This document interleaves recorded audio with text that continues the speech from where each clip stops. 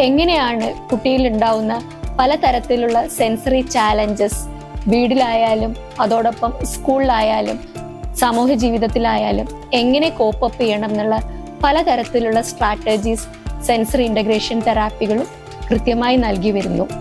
ഇതോടൊപ്പം ഒരു occupational therapist social സ്കിൽസിലും മറ്റ് ഏരിയകളും എല്ലാം തന്നെ ഫിസിയോതെറാപ്പിസ്റ്റിന്റെ ഒപ്പം നിന്ന് തന്നെ കുട്ടിയെ കൂടുതൽ വേഗത്തിൽ കുട്ടിയുടെ ഗോളിലേക്ക്, ഇൻഡിപെൻഡൻസ് എന്ന ആ ഒരു ലക്ഷ്യത്തിലേക്ക് എത്തിക്കാൻ വേണ്ടി പരിശ്രമിക്കുന്നു.